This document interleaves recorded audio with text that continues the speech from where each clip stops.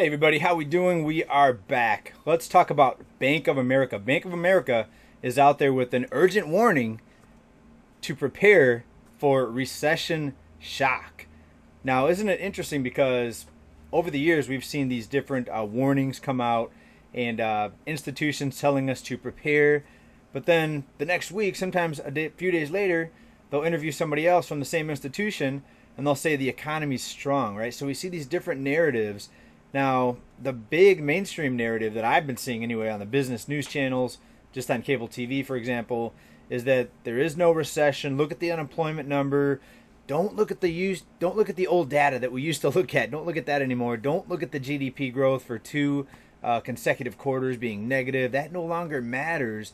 Now look at this, right? So it's a distraction mechanism, but at the same time, all these people that are saying that the economy's great, they're on video saying it. And are they trying to save face? Because when everybody knows and realizes that we're in something much worse than a recession, people are going to look back at these reports and they're going to say, hey, this institution said everything was fine. This broadcaster said everything was fine. They said there was no problems. And we saw this even back in the financial crisis, where we go back and we look at even people on the Fed. Ben Bernanke, subprime is contained. The housing market doesn't show any sign of collapsing or any trouble, no problems at all. And people go back and they look, and these people, they lose credibility. These institutions, they lose credibility. So while on one hand they want most people to believe that everything is fine, on the other hand they're going to put things out there like this. That way they can go back, and this is what I think, they can go back and point to these articles and interviews and say, oh no, look here, we told you this was going to happen. Right, but usually these predictions don't get put on the front page, so to speak, or they're not the headline story of the business news, the nightly news. So let's take a look and see what they're saying. Let's see what they're talking about here. All right, first of all, we know that we're in, I think most of us here agree, we're in something much worse than a recession. We're headed into a economic nightmare / Great Depression 2.0, in my opinion. We see the debt levels. We see the savings rate is plunging for households. The increase in the debt is increasing at the pace we've never seen before in the history of the United States. And this is happening across most of the globe, I think, as most of you know. But we're in something much worse than just a recession here. But yet we see them not even admitting that there is a recession, which is completely insane and dangerous, in my opinion. The bubbles that have been blown up by this money creation, by easy money, by endless liquidity, or what's called QE, where endless amounts of debt get purchased. That way more people can take out loans and accumulate more debt, bigger and bigger loans for these bubble-priced assets, housing, the stock market, people borrowing to invest in stocks and other assets. Simply insane. I mean, beyond what we've ever seen before. 2000, the dot-com bubble, 2007-8, the subprime mortgage crisis, all that. We're way beyond both of those times in history, if you ask me. Here we go. Brace for recession shock as outflows rock equities. Bank of America. All right, now first of all, we all have to know, we have to realize that this entire economic boom up until now has been based on easy money, low interest rates, the ability to borrow money at low interest rates, the accumulation of debt. All those things lead up to what appears to be a booming economy. It creates jobs. When people are spending money, it creates jobs. And when you have the availability of debt and people to take on so much debt, people can spend money they don't even have. So of course you're going to see an economic boom. And you have the central bank buying the debt off of the companies, off of the banks, which enables even more lending, and it just snowballs. But now we're seeing with the announcement of interest rates and tightening, rising interest rates and tightening, that announcement basically busted the stock market rally that we saw here over the past couple months since it bottomed in June. And another example of how just the words that come out of the interest rate manipulators can change the entire market, right? So when you look at it, when you think about it, your entire net worth is based on what some guy is saying what's going to happen with interest rates, right? So if your net worth is tied up in stocks or any sort of investment, any asset where the value can change, your house, It's all based on the words that come out of the mouths of these people, and of course, it's based on the decisions that they make.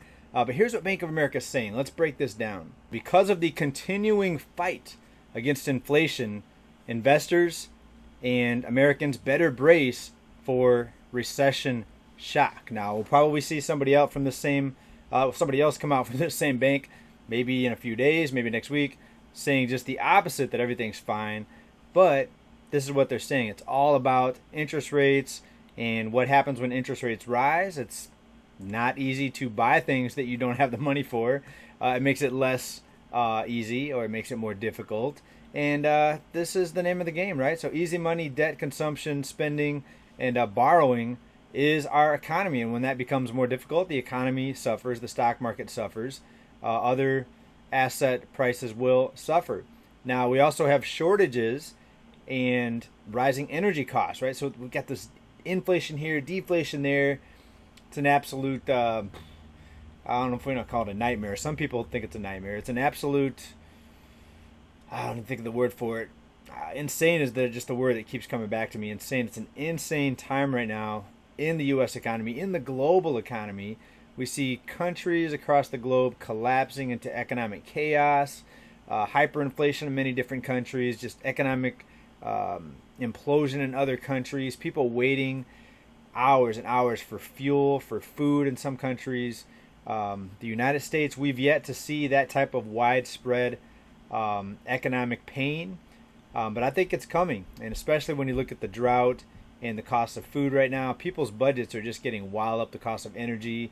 So far, inflation is outweighing deflation. The damage cost from inflation is greatly outweighing how much any sort of deflation is helping people right now. Slight downtick in home prices, but we see rents still skyrocketing, still going up at a pace we've never seen before.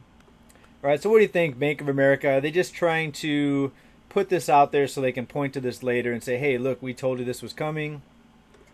That's what I'm getting out of this here. Let's go on to the next article. The number of Americans taking out loans through buy now, pay later apps to purchase groceries has doubled. People can't afford groceries. We warned about this many months ago. Actually, at the end of 2021, we told you that the second half of 2022, we were going to start seeing all these things begin to happen in an acceleration. And this is a sign of desperation, in my opinion. When people, their savings has plunged, they're tapped out, rents rising, cost of living rising, people's savings are being drained. They're going to have to come up with new ways to just make everyday purchases like groceries and pay their utility bills. We know how many millions of people now are behind on their utility payments. We know that there's an eviction tsunami headed our way in a few months unless they announce some other rescue program. Times are about to get a lot darker, and it's not going to be in the background anymore. It's going to be right out in front where people can see it. You're going to see an explosion in homelessness. We're talking about filling up hotel rooms here in LA, Los Angeles, one of the cities announcing that. And actually, I think in my video that I talked about that, the California hotel situation, or Homeless Hotel California is what I called it, based on the song by the Eagles, Eagles.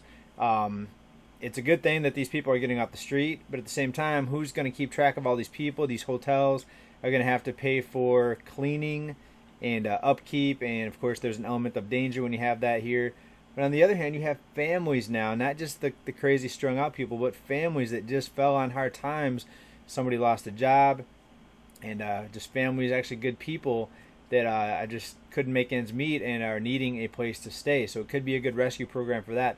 But back to this, people are getting tapped out. More loans now just to buy groceries. Zip reported a 95% rise in the purchase of groceries using their service in the U.S., with restaurant bills up 64%.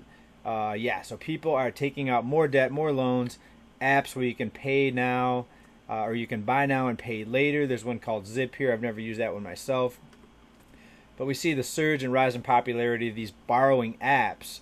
Basically, it's a digital credit card where you just buy whatever you want now, as long as you have the limit, and pay for it later with some sort of interest attached, usually unless you have an introductory 0 or low interest rate period. This is going to be another nail in the coffin for consumers because they're going to have to pay finance charges on this if they're not paying it off in full every month, similar to credit cards. All right, so this was my Saturday report, people. Sorry about the background noise. It's like getting 100 degrees here in inland California. I'm about 20 miles inland from the coast. I had to turn on the fan for part of this video, and I know people have complained, and I turned up my mic sometimes to try to drown out some of the fan noise, and then the mic ends up overloading. So I'm real sorry about the on and off audio quality. But I hope you guys heard this loud and clear today. Like to hear from you down in comments. Please let me know what you are thinking about all this. And if you're in one of the states or locations that's even hotter than me, hang in there. I feel sorry for you. People out in Nevada, Arizona, New Mexico. Whew, scorching time, scorching heat, even Texas, all the southern states getting walloped right now. Hope everybody's doing well. Keep stacking, people. Bye for now. Peace.